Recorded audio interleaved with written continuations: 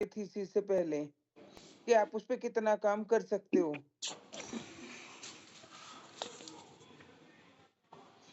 Paper के charges तो इसमें लिखे होंगे, मेरे ख्याल रिसर्च स्कॉलर के लिए कम है।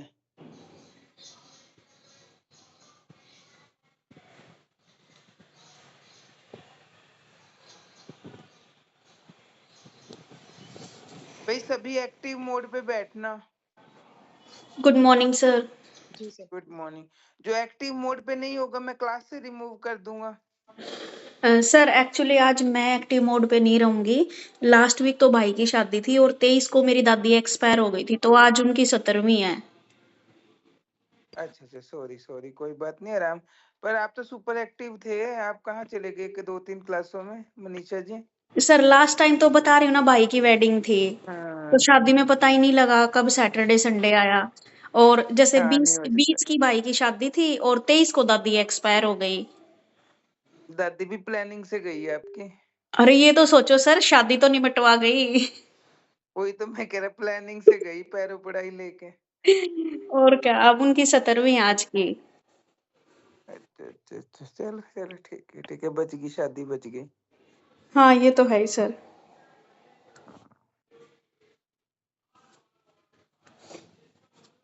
Hello, good morning sir. Good morning Vishal ji. Vishal ji, आप पढ़ रहे हो वो कॉन्फ्रेंस का ब्रोशर? सभी पढ़े हैं जो कॉन्फ्रेंस, जो आपने सोचा हुआ है कुछ, या और ऑब्जेक्टिव्स जो ओके सोचे हुए हैं वो मुझे सेंड कर दो सिर्फ, बस, और कुछ नहीं सेंड करना है। ओके मैं सर, आपको थोड़ा 4-5 टाइटल उससे टॉप इस कॉन्फ्रेंस से कंसर्न व्हाट्सएप कर दूंगा साथ साथ ही। Okay okay okay sir. अभी आप करो, आप मुझे सेंड करें। हाँ जी, थोड़ा टाइम। हाँ जी सर, अभी थोड़ा आप सेंड सोच के ना करें अच्छे से व्हाट्सएप टाइम। पे। हाँ जी सर, थोड़ा टाइम अच्छे से ना इसको कुछ डिफरेंट, एक टाइम दूसरा भी करते हैं इसको ना, जो थोड़ा जो सा भी टाइम चाहिए। आपने ये आपके भाई, एक तो ये मुझे एक बार हैंड रेज करे, कौन कौन एक्टिव है ग्रुप में, बोलने के बजाय सर हैंड आप रेज कुछ करे। कह रहे थे मुझे? हाँ प्रेरणा मैम, हाँ मैं जी ये सर। कह रहा था, आप अभी गीता यूनिवर्सिटी में है ना?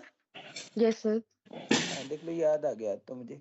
चलो, हाँ ऐसा जी करो सर। मैम, आप ना अपना इस पे दो दो रिसर्च टॉपिक इस ब्रोशर के से रिलेटेड, आप अगर आपको नहीं आइडेंटिफाई करने आ रहे हैं ना भी कौन से ट्रैक में आएंगे मेरे, हम्म। आप मुझे अपना टाइटल और ऑब्जेक्टिव्स वो ओके सेंड कर दो, जो आपका एरिया ऑफ इंटरेस्ट है और उसके ऑब्जेक्टिव्स मैं सर, आपको अलाइन ऑब्जेक्टिव्स तो करके अभी दे दूंगा, डिफाइन ये ही भी नहीं बता हुए दूंगा। हमारे।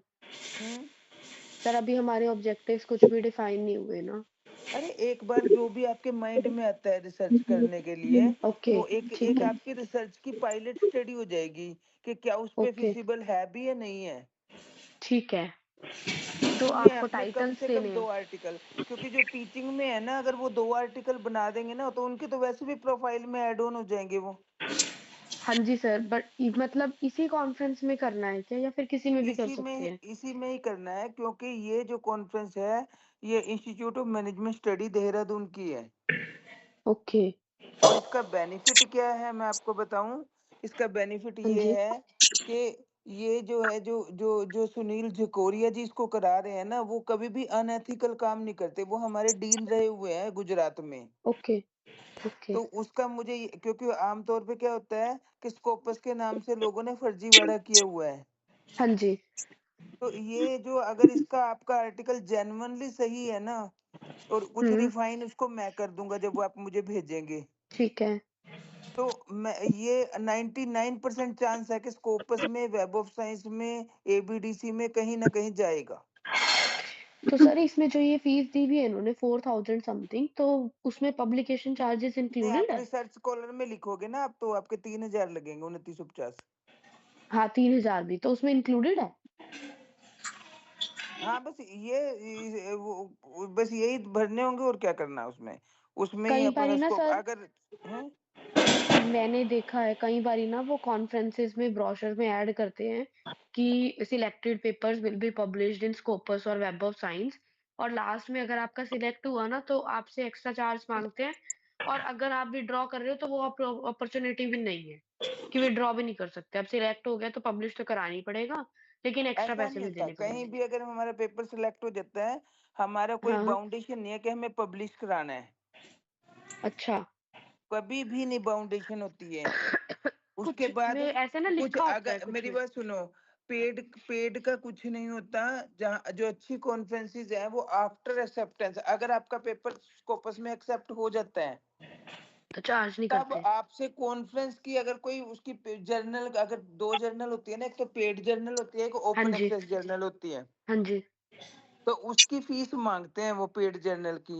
अरे अच्छा, अगर ठीक है। अगर वो उसकी स्कोपस की पेड जर्नल की फीस भी आपको देनी पड़ गई और आपका जर्नल स्कोपस में आर्टिकल इंडेक्स हो गया, तो आपको तो हुँ, आप तो टीचिंग में, आपको पता 50-50 हजार 1-1 लाख रुपए मांगते हैं स्कोपस में करने के। वही और आपका तभी तो अगर, कराया हाँ नहीं नहीं ना सर, नहीं, मैंने इतने स्कोपस में पैसे ऐसे कभी नहीं, कराया नहीं ना, इसीलिए ये तो। ना ना ना ना, ये पेड वाला कोई सिस्टम नहीं है। इसके सिर्फ कॉन्फ्रेंस का है, आपको कॉन्फ्रेंस में अगर आप डाल दोगे हुँ, पेपर तो वो ठीक है, आपका एक्सेप्ट हो जाएगा। और उसे ओके, मैं जितने भी पेपर जाएंगे, मैं पर्सनली उसको हैंडल करूंगा सबको, जो आप सबके, ओके, और उसको मैं भी रिफाइन करूंगा। चिंता ना करो, उसमें पूरे अच्छे तरीके से करेंगे उसको। ठीक है, ठीक। Okay sir. सर मैंने भेज दिया दोनों क्या भेजा आपने? Article article. नहीं, आपको पूरा आर्टिकल मत भेजना। भेज ग्रुप में भेजा आपने? हाँ भेज दिया अभी अभी। ग्रुप में नहीं भेजते आर्टिकल, ऐसे डिलीट कर दो। कोई ना, तो छप चुका है, वहां अब पे क्या फायदा इसका। हैं? वो तो छप चुका है सर, अब क्या होगा। नहीं, हो जाता है डिलीट फॉर ऑल। पर्सनल भेज दो ना इसको। पता क्या, सर वो रिसर्च कहना आइडिया। चाह रहे हैं कि उनका पब्लिश्ड आर्टिकल मैंने शेयर करा है, तो उससे क्या अच्छा, ही हाँ, होगा? वो तो मैंने देखा है, वो तो पहले दिन बताया था आपने। लेकिन आपने पता नहीं, ये जर्नल जो है वो स्कोपस में है।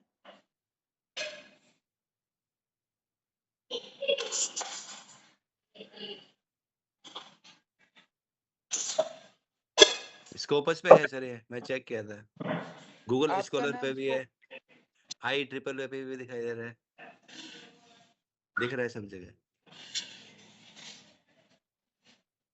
नहीं, आपका 1 मिनट, आपका फिर नाम भी कब डाला था आपने? जनवरी में। 1 मिनट, मैं अभी चेक कर देता हूँ स्कोपस पे है या नहीं है ये। यहाँ बड़ा फ्रॉड हो रहा है, कुछ जर्नल स्कोपस पे दिखती है, लेकिन वो आर्टिकल भी आपको उस जर्नल में दिखा रहा है, लेकिन वो डुप्लीकेट बनाया हुआ उन्होंने ना, नाम। फर्स्ट चौथा ही सर मैंने फिर ये आइडेंटिफाई कर कैसे दिया। हम आइडेंटिफाई करते हैं कि वो डुप्लीकेट है? इसका उसके ना कोई और कई वे आउट भी है? उस उसके कई पैरामीटर्स होते हैं।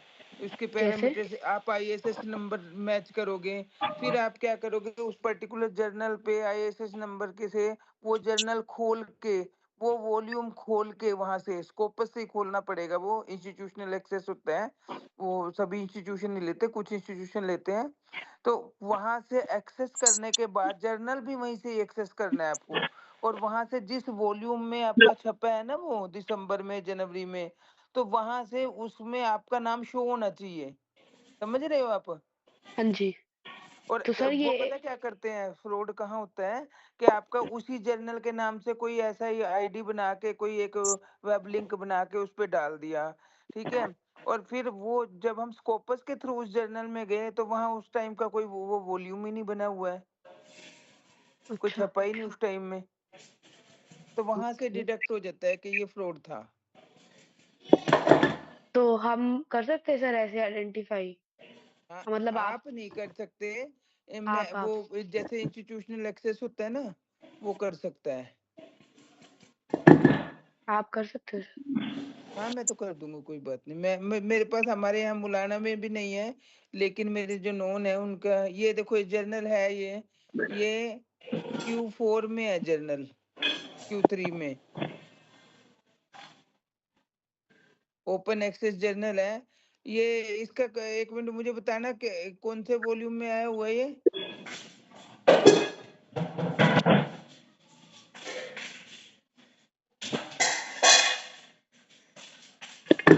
International journal science and research, ISN number से।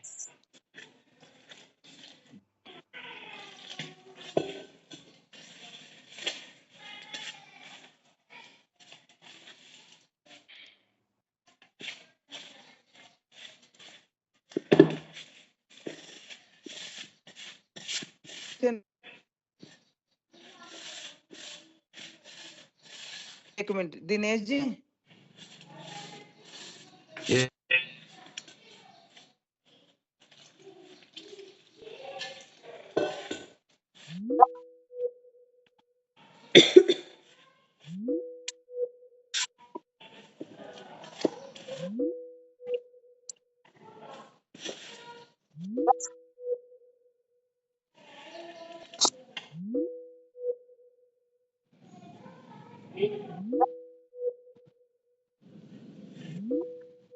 स्क्रीन शेयर करूं मैं?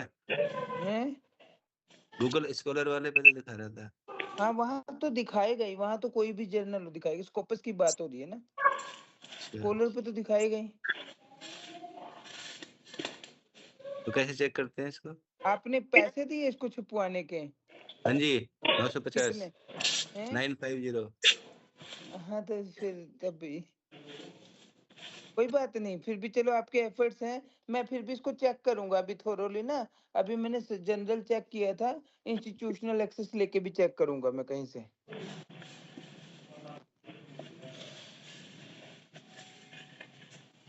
अभी सबने पढ़ लिया है वो सारा ब्रोशर?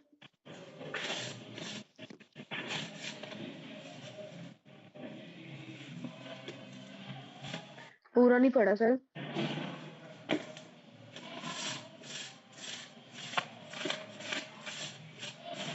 पढ़ो पढ़ो पढ़ो पढ़ो। अभी हम डिस्कस करेंगे, पहले ब्रोशर को डिस्कस करेंगे।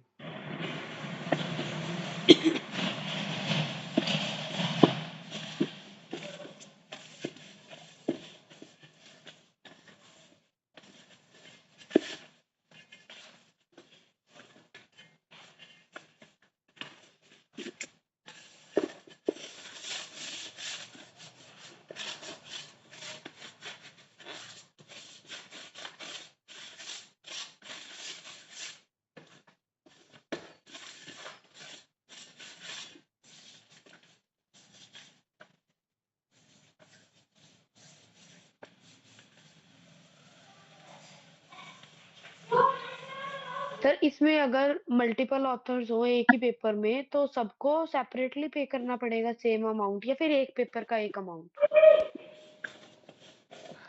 वो तो डिपेंड करता है, अगर तो सर्टिफिकेट सबको चाहिए कॉन्फ्रेंस का तब तो सबको सेपरेटली पे करना पड़ेगा। अच्छा, तो फिर ठीक है। अगर आपको सर्टिफिकेट नहीं चाहिए, सिर्फ पेपर में नाम चाहिए बाकियों को, तो फिर उनको पे करने की जरूरत नहीं। आप ऐसा कर सकते हो ना, अपने फैकल्टी मेंबर्स को ले लो साथ में, एक दो को। हुँ, हुँ।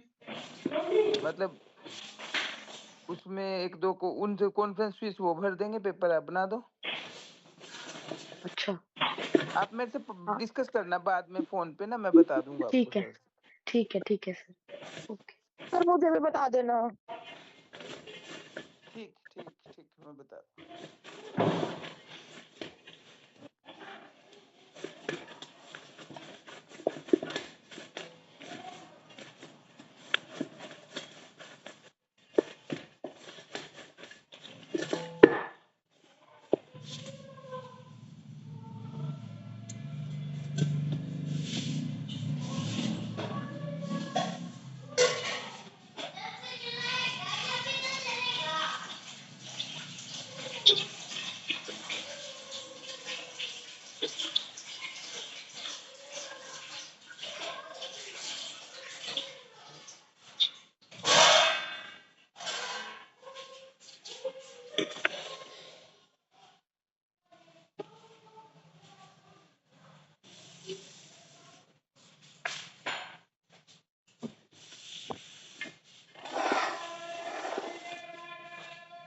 ग्रीन ट्रांसफॉर्मेशन और हम्म। Marketing, consumer behaviour and digital economy 2 tracks ही हैं। एक और ट्रैक है innovation, entrepreneurship and digital transformation और human capital, leadership and future work.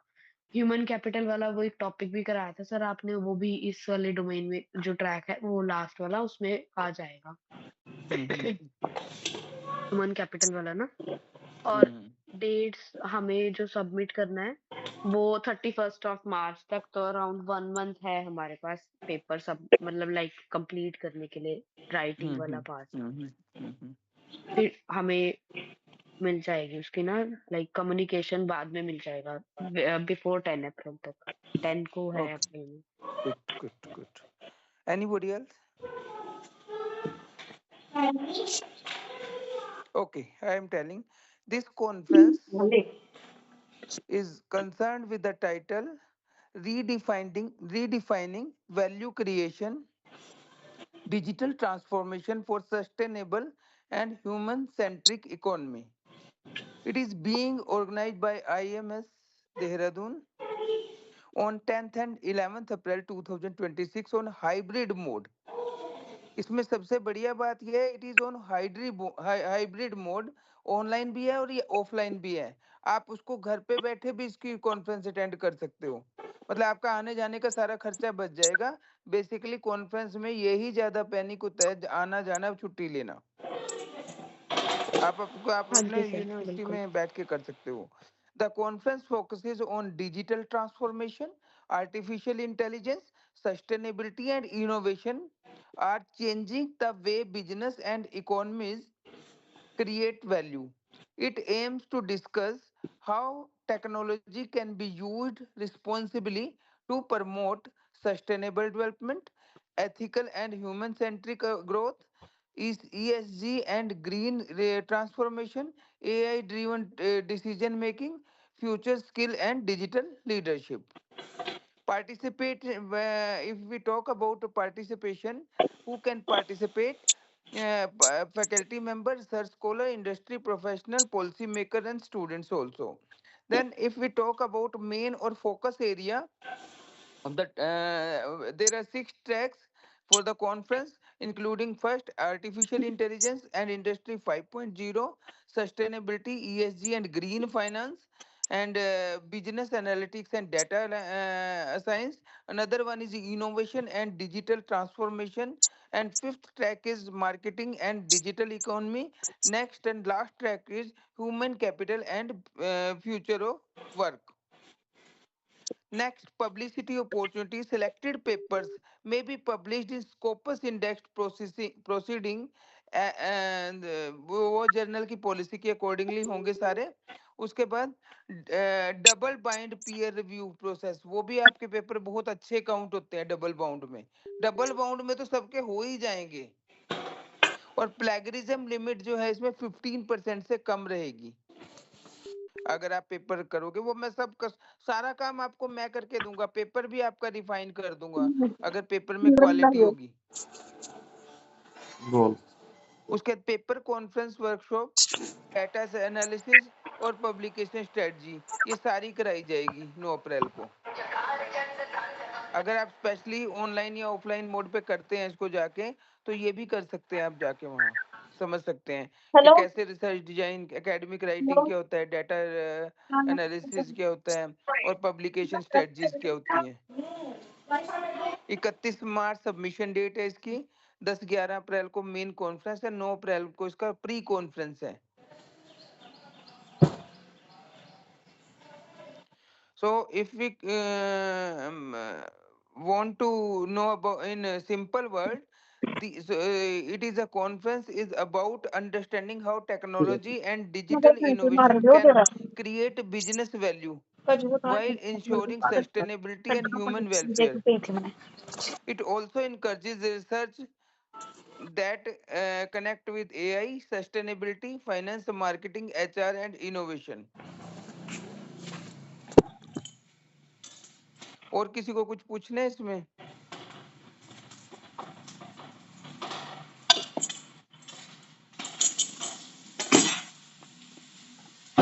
Sir हमें कैसे पता सर लगेगा? अक्टूबर दिसंबर बैच क्या है सर? अब अभी दिसंबर बैच का है, जो जनवरी बैच का किसी का भी एमएसटी नहीं है।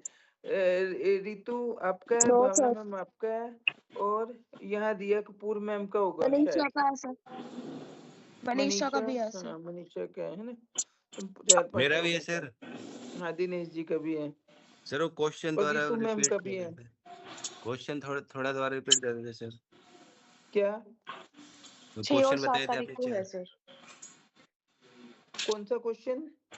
जो आपने बताए थे 4 जो आने वाले हैं, मुझे पता नहीं था। क्वेश्चन इन्होंने बता, कौन बोलेगा क्वेश्चन? बोलेगा कोई? बता सकते हैं?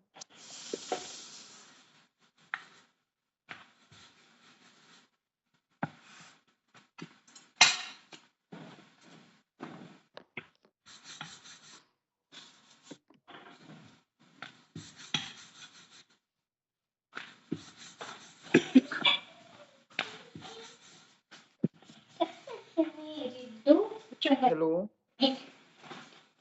मैं बता रहा, नोट करने जिन्होंने क्वेश्चन नोट नहीं किए हैं एमएसटी के लिए।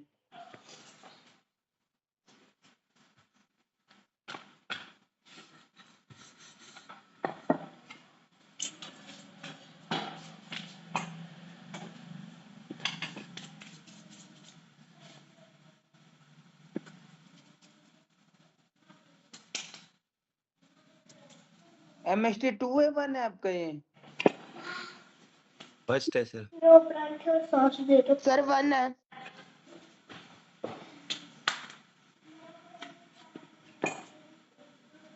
6 मार्च को है ना?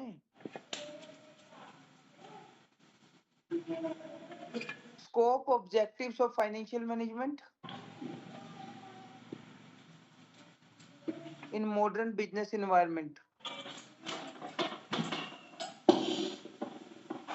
and objectives of ये इसी एक क्वेश्चन में होंगे, objectives of financial management, profit maximization and wealth maximization. This sir is your last first वाला question. रिपीट करोगे एक बार please? Of scope and objectives of financial management and its objectives, profit maximization, wealth maximization.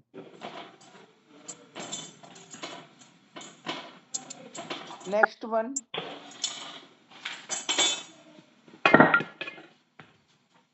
meaning of portfolio management.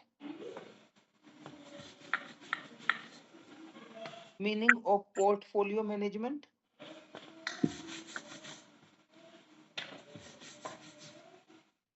Discuss how investors can balance risk and return. How investors can balance risk and return through diversification and assets allocation strategy.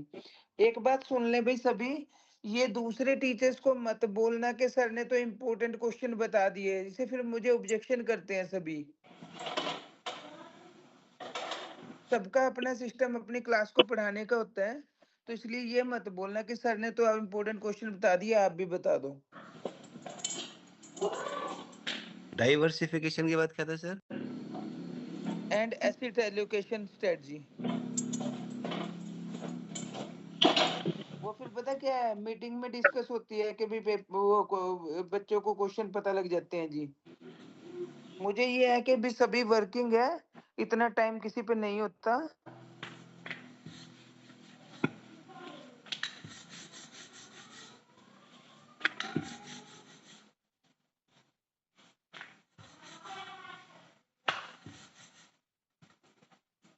Next one, relationship among finance, economics and accounting.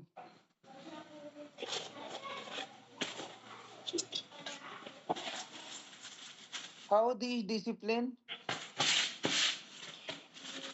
support managerial decision making.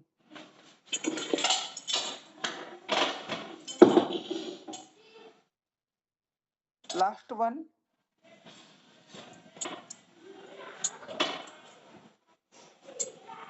concept of behavioral finance.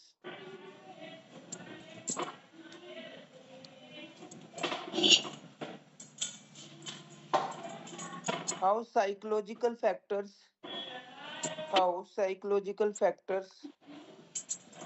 influence investment decision and marketing behavior. Paper कब से शुरू है? 6 से शुरू है या 7 से है? 5 से है? 6 और 7 के है, 2 दिन है।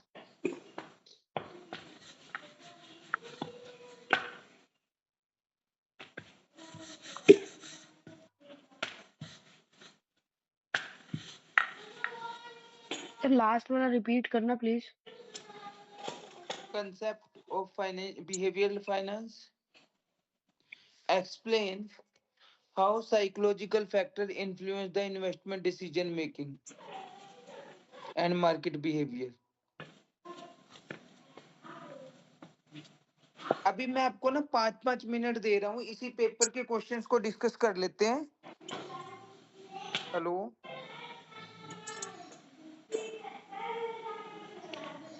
कौन कौन हाँ जी एक्टिव सर। है? हैंड रेज करना।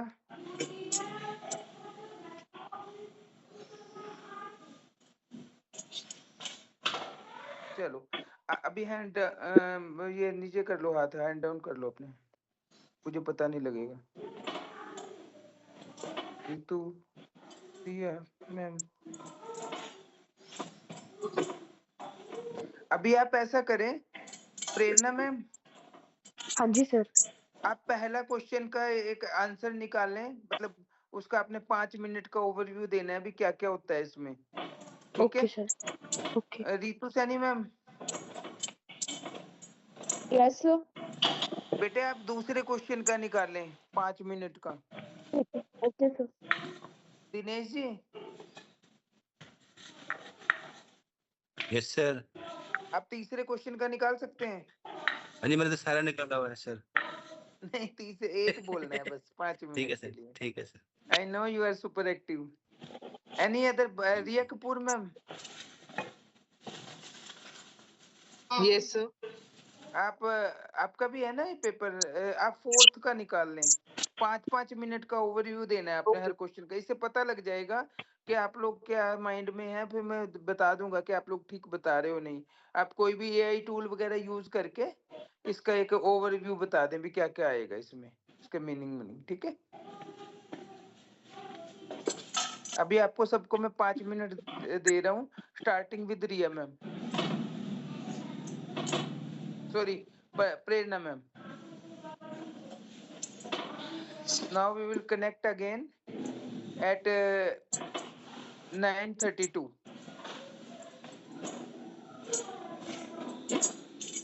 Okay, sir. Scope and objectives of financial management in modern business environment and its major objectives of profit maximization and wealth maximization. So, first of all, financial management, if we talk about it, refers to the detailed process of planning, organizing, and 5 functions of management, which we talk about in the terms of finance only, is the meaning of financial management. When we do planning, organizing, directing, controlling of financial activities, that whole process is known as financial management. Okay. Have you And completed, ma'am? No. sorry, sir. Okay. मुझे लगा complete हो गया, कोई बात नहीं, आगे करिए। नहीं नहीं नहीं सर, वो मैंने बस मीनिंग ही बताया था। Now coming to the scope of financial management, तो scope में majorly 3 decisions involved होते हैं financial management से। First of all, एक हमें we have to decide कि हमें जो finance हर एक business में जो भी finance होता है वो major part of business होता है। Without finance, nothing can be possible. तो first important decision is procurement of finance, कि हम लेकर कहाँ से आएंगे जो हमें पैसे चाहिए।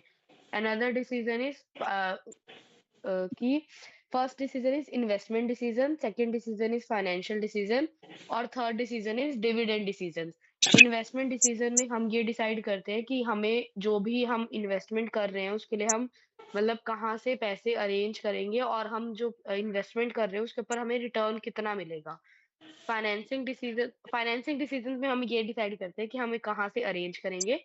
नहीं, इन्वेस्टमेंट आपको में हम ये पूरा डिसाइड करते हैं। डिटेल नहीं बताने की जरूरत है मैडम, बस ओवरव्यू दे दो इस क्वेश्चन में क्या क्या लिखना है, ठीक है। बाकी तो सभी को मतलब कोई कंफ्यूजन न रह जाए, मैं ये चाहता हूँ किसी ठीक है, को। ठीक है। तो फर्स्ट ऑफ ऑल मीनिंग आएगा उसका, फिर स्कोप के अंदर हम 3 डिसीजंस को डिफाइन करेंगे डिटेल में कि प्रोक्यूरमेंट कैसे करते हैं, यूटिलाइजेशन कैसे करते हैं और फिर लास्ट में डिस्ट्रीब्यूशन कैसे करते हैं। तीनों डिसीजन इन्वेस्टमेंट और डिसीजन, फाइनेंशियल डिसीजन और डिविडेंड डिसीजन। उसके बाद हम इसमें वो वाला पॉइंट भी मेंशन कर सकते हैं, रिस्क रिटर्न एनालिसिस जो इम्पोर्टेंट होता है फाइनेंस डिसीजन में। उसके बाद ऑब्जेक्टिव्स ऑफ फाइनेंशियल मैनेजमेंट में 2 मेजर होते हैं, प्रॉफिट मैक्सिमाइज़ेशन और वेल्थ मैक्सिमाइज़ेशन। प्रॉफिट मैक्सिमाइज़ेशन में हमें मेजर फोकस ये होता है कि हम सिर्फ़ प्रॉफिट को ही ध्यान में रखते हैं, ठीक है? हम कंपनी की वैल्यू को नहीं कंसीडर करते और वेल्थ मैक्सिमाइज़ेशन में शेयर होल्डर के ने जितने भी वैल्यू इन्वेस्ट किया हुआ है बिज़नेस के अंदर, वो वैल्यू कितना इम्पैक्ट हो रही है हमारे बिज़नेस से, इंक्रीज़ हो रही है, डिक्रीज़ हो रही है, वो हमें मेंशन करना है। और लास्ट में Okay. सबका एक concluding paragraph. Okay. So done. first of all, we will tell about financial management in this question. Then we will tell about 5 functions we can use in financial management. Then we have to tell the scope of the financial management. Mean to say investment decision, financing decision, dividend decision, working capital management decision also comes in the scope of financial management. And then risk management is another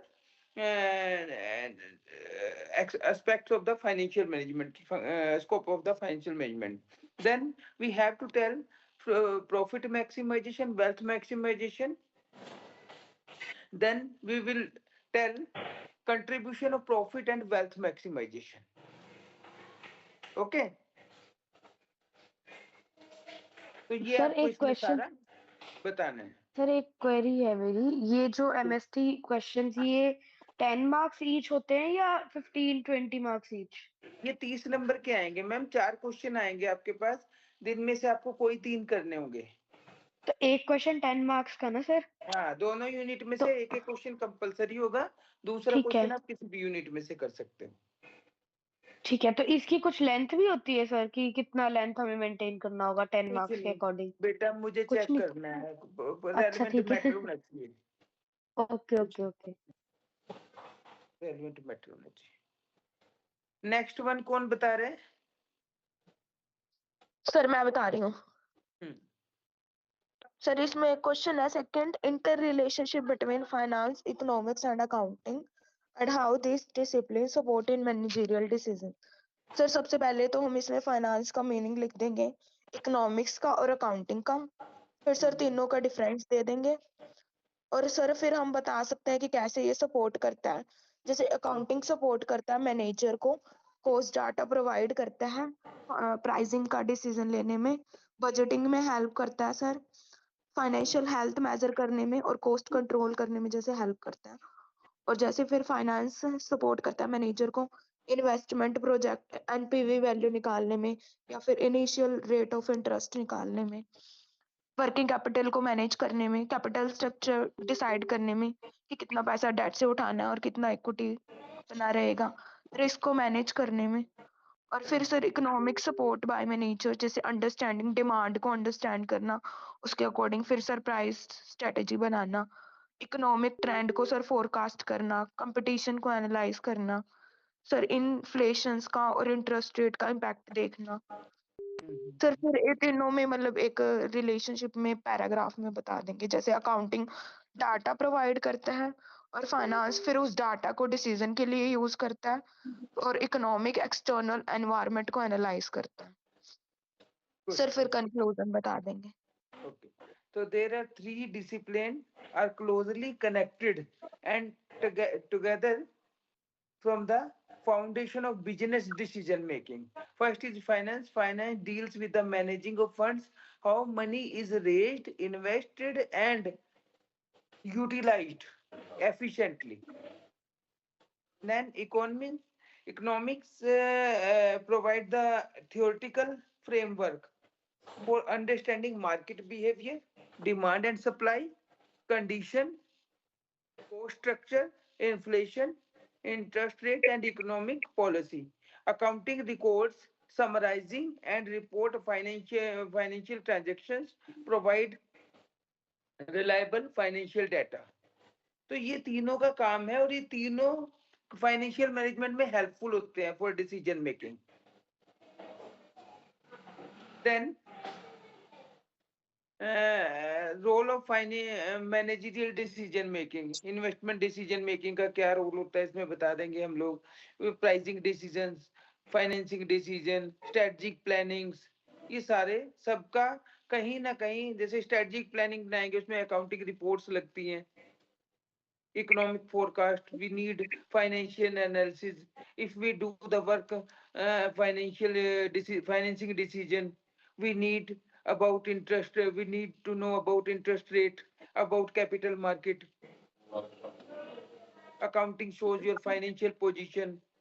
Finance deduct the optimum capital structure.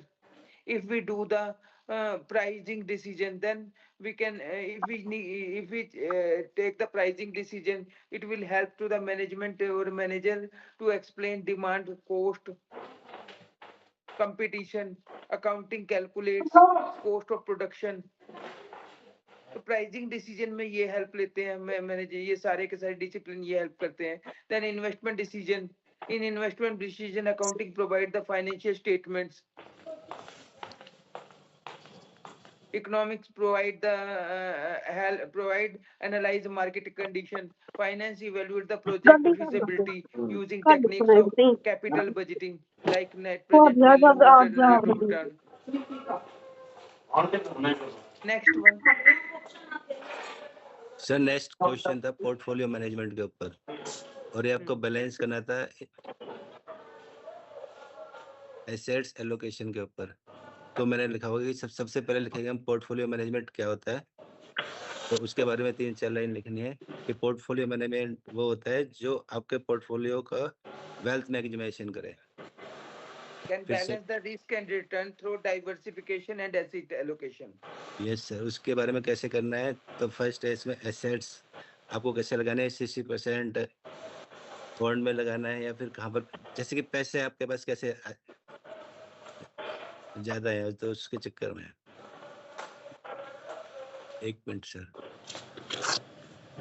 इसका primary objective था कि आपका जो capital है वो reserve कैसे हो, balance growth ज्यादा हो और वेल्थ क्रिएशन कैसे हो. ये 3 ही मुद्दों पे पूरा पेपर छापना है. मतलब 20% कहाँ जाना है, 60% कहाँ जाना है, फिर 80% कहाँ जाना है. यही लिखा है सर मैंने इसमें. तो इसमें अगर हम कहेंगे, first of all we need to tell the concept of portfolio management. Portfolio management refers to the process of selecting and managing the combination of investment assets such as share, bond, mutual fund and other securities to achieve specific financial objectives. Then we need to tell main aim to maximizing the return and minimizing the risk.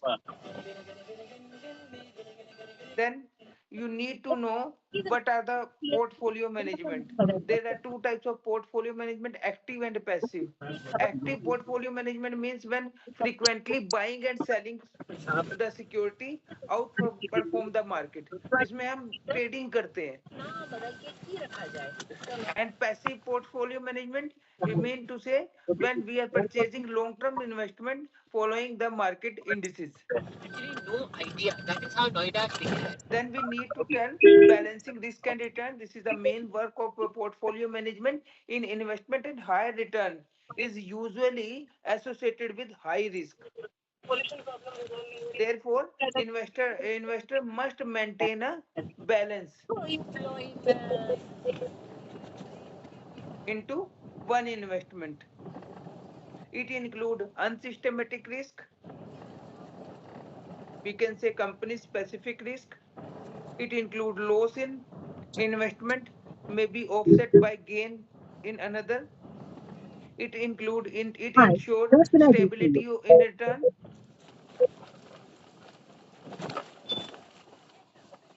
Because we do not put all your eggs in one basket. हम एक में नहीं बना कर सकते उसको. इसको हमें different allocate करना पड़ेगा इसमें क्वेश्चन में. Then we need to tag in this question about asset allocation. Asset allocation refer to the dividing investment among different assets classes such as equity, return and high risk, bond or debt. These are concerned with stable income and lower risk. Cash and or money market instruments, short term instrument, financial instrument, real estate and alternatives. Then allocation depends on risk tolerance, goals, time horizon, age and sorry. So a young investor may prefer more equity, while a retired investor may prefer the debt instrument. इस तरीके से आपको मतलब इसमें आपको answer जो देने हैं वो आपको एक बीकॉम बीबीए एमबीए के स्टूडेंट की तरह नहीं देने हैं। इसमें आंसर आपको रिसर्चर के पॉइंट ऑफ व्यू से देने होते हैं। मेन चीज ये है, क्वेश्चन आपके वही है, टॉपिक आपके वही है।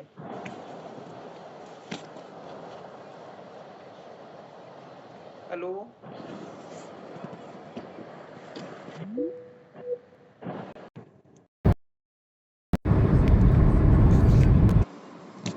concerning with your research objectives or concerning your the research perspectives, तब ये पीएचडी के आंसर्स माने जाएंगे। भैया स्कॉलर्स ने आंसर दिए हैं। Last question,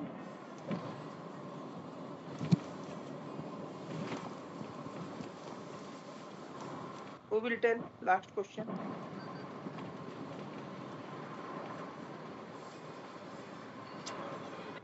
So last question is regarding, need to explain the points or just need to note down?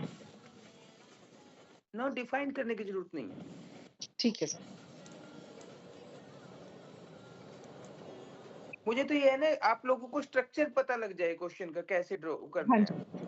So the question will start with the meaning of behavioral finance, and then we will explain the various psychological factors such as emotional factors. उसे कुछ मुझे काम निकलवाना है, तब भी मैं उसे उन इमोशंस में जाके इसमें इन्वेस्ट कर सकता हूँ।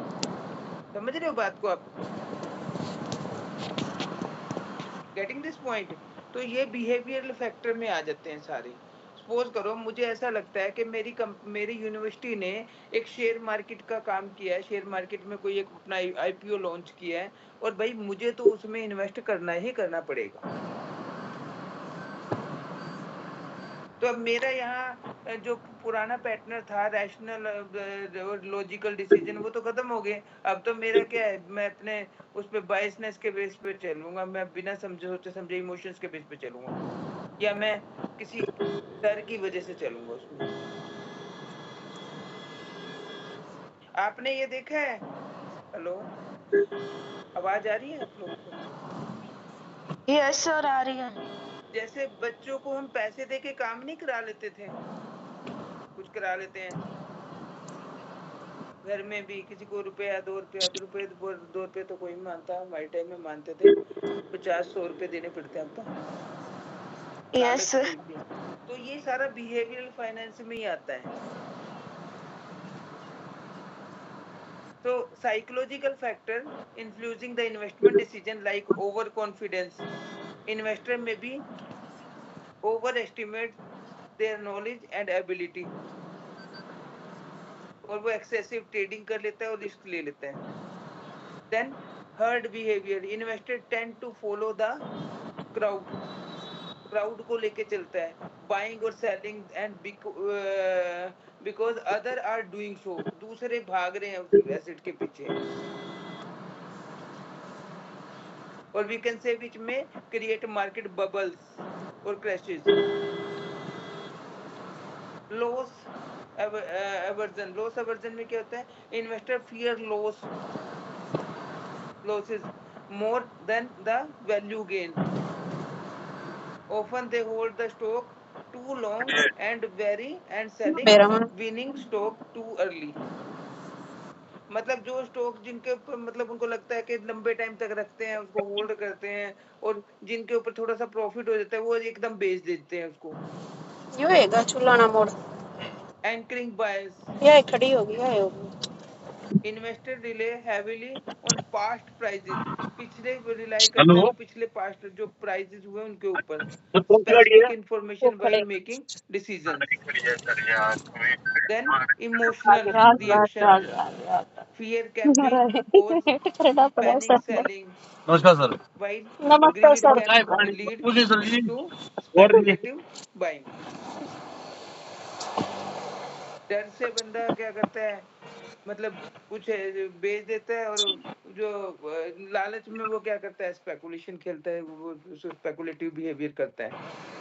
तो impact on market behaviour, price fluctuation not always based on the fundamentals, ये बता देना है इसमें। मार्केट बबल्स के बारे में बता देना, एक्सेसिव वोलेटिलिटी के बारे में बता देना इसमें, miss pricing of securities.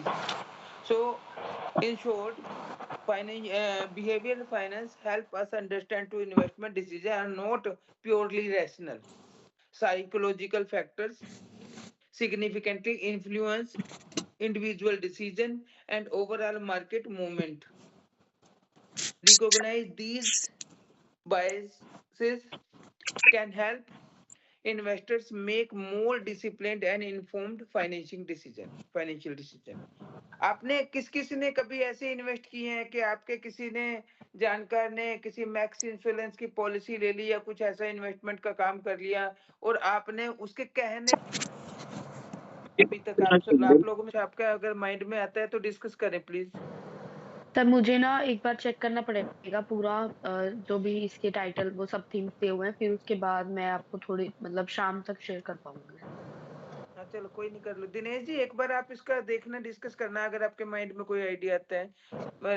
Ritu ma'am और दिनेश जी आप लोग डिस्कस करो। देखो जैसे एक आर्टिफिशियल इंटेलिजेंस एंड इंडस्ट्री, तो इसमें मेजरली एआई से रिलेटेड जो भी होगा ना हमारा मेजर रिलेटेड, तो एआई से रिलेटेड कुछ भी है तो फर्स्ट ट्रैक में चला जाएगा। फिर sustainability, ESG and green transformation से रिलेटेड अगर आप कुछ सोच रहे हो तो ट्रैक 2 में चला जाएगा। हाँ जी, प्रेरणा मैम, हाँ जी। I just miss the conversation in the beginning, तो आप ये किसके रिगार्डिंग बात कर रहे हो? मैम एक्चुअली सर ने हमें बोला कि ये कॉन्फ्रेंस में तो 2 पेपर्स हमें सबमिट करने हैं, तो 2 पेपर्स डिसाइड करने के लिए हमें एक ब्रॉड पेपर टाइटल और ब्रॉड ऑब्जेक्ट शेयर करने हैं आज 2 से रिलेटेड। तो वो उसके बारे में सर ने बोला कि आपस में डिस्कस कर लो। तो नहीं, ये हम सबको ही ई कॉन्फ्रेंस में सबमिट करने हैं या कैसे? सबको करने हैं मैम, कि सबको करने हैं। तो आप अपना मतलब एक बार सोचो, डिसाइड करो कि आप किस-किस से रिलेटेड करोगे और आपस में एक-दूसरे के साथ डिस्कस कर लो। तो रितु मैम और नीलम मैम और ये इसकी कन्फ्यूज़ थे कि पेमेंट हम कैसे डिसाइड करेंगे, मैं वो बता रही थी उनको। Right, okay, got it. हाँ जी। तो रितु मैम इसमें ना मतलब वही कि एक तो पहले सबसे पहले आप ये देखो ना कि आप किस 6 में से किस मेजर थीम से रिलेट करना चाह रहे हो। उसका ठीक है सर, ठीक है। जस्टिफिकेशन के साथ हम बेसिक सा एक बार आपको सोचकर ऑब्जेक्टिव्स के साथ वो आपको शेयर कर देते हैं सर, थोड़ा मतलब आप लोग दोपहर ग्रुप या में शाम कर तक। देना, नाम नीचे नाम जरूर लिख देना अपना। ठीक है सर। हाँ मुझे फिर पता लग जाएगा क्योंकि नंबर सेव नहीं है मेरे पास, तो वो ग्रुप में हाँ नाम जी। नीचे लिख देना है सब अपने आइडिया के नीचे। Okay sir. तो अभी जो अभी कर सकते हैं वो अभी भेज दें। सर 1 के अकॉर्डिंग भेजना, 2 के अकॉर्डिंग? तो आप 3 भेजें, मैंने कहा ना बीच में से एक सिलेक्ट कर लेंगे। और एक बात और अच्छा। बताएं मुझे कि आप लोगों को क्या वो पर्सनल भेजना ठीक रहेगा या ग्रुप में? पर्सनली भेज देते हैं सर, नाम लिख पर्सनल देंगे से इसमें पता भी। क्या होता है, जब सामने कोई आइडिया आ जाता है ना फिर अपना दिमाग काम करना बंद हो जाता है। हाँ जी। क्योंकि ग्रुप में आ गया ना, अगर आपने लिख दिया तो दूसरा बंदा उसी के ऊपर सोचने लग जाएगा। हाँ जी सर। तो इसमें क्रिएटिविटी खत्म हो जाती है फिर।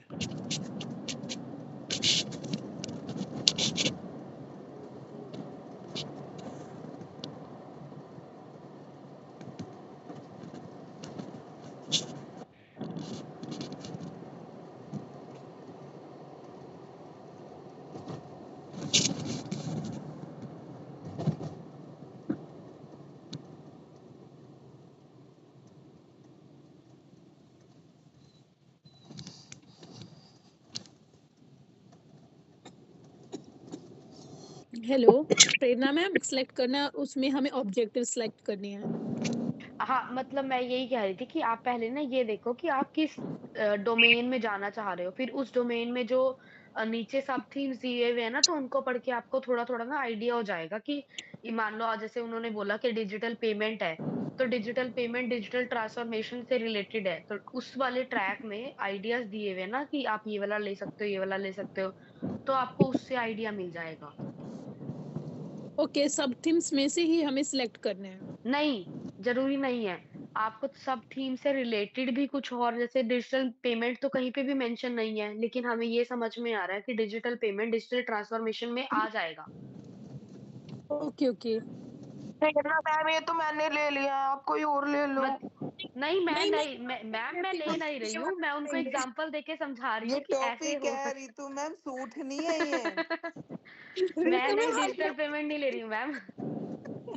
अब वो अगर सेम टॉपिक भी होता है, टाइटल अलग अलग कर लो, आपकी थॉट्स अलग है, इनकी थॉट्स अलग हैं। मैं हाँ, मैम डिजिटल पेमेंट से नहीं कर रही मैं, डोंट वरी। वो ना डिजिटल पेमेंट सिनेरियो में चल रहा है ना, तो सबके माइंड में बस वो डिजिटल पेमेंट इज, लेकिन वो वाला हम नहीं, टॉपिक नहीं ले रहे मैम। वो एक्च काम पल करने बंद कर जाएंगे फिर। एग्जाम्पल लेकर मैं उनको बस रिलेट करवा रही थी कि इसका ऐसे रिलेट हो रहा है, तो आप ऐसे ही कोई और रिलेट कर लो इसी तरह से, रितु मैडम जैसे बुरा तो उन्होंने नहीं किया। लगा आपको? Ritu no no sir. नहीं मैम, आपके थॉट्स आपके पास ही हैं। नहीं नहीं, किसने कहा था ये? रितु मैम ने कहा था या नीलम जी ने कहा रितु था? मैम ने सर, एक्चुअली उन्होंने ना ये बोला था कि मेरे को डिजिटल पेमेंट है जैसे, तो मैं उसको मतलब कैसे हम रिलेट कर सकते हैं, तो मैंने वही सेम एग्जांपल आगे कंटिन्यू कर दिया कि डिजिटल और मैम पेमेंट जैसे डिजिटल ट्रांसफॉर्मेशन में आता है। लिया। तो उनको लगा कि रितु हम यही मैम को वाला बुरा टॉपिक लग लेने गया लग गए। शायद भाई। नो नहीं sir. Ritu ma'am, sorry. No sir, no no, कोई नहीं सॉरी की बेटा, बात। मैं कई बार मैं ना एकदम स्ट्रेट फॉरवर्ड बोल देता हूँ, सामने वाले को बुरा लग जाता है, मजाक में भी ना नहीं नो बोलना नो चाहिए। सर, मैं भी मजाक में ही कह रही थी उसे।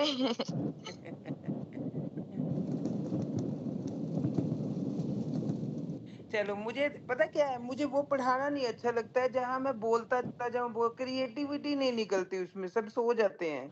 कल मैंने कराया जरूर, मुझे क्लास लेके सेटिस्फेक्शन नहीं हुई बिल्कुल भी।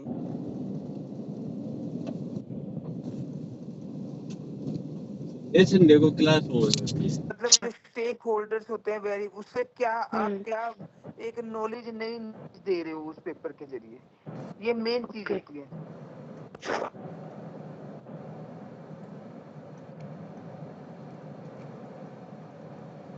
Thank you.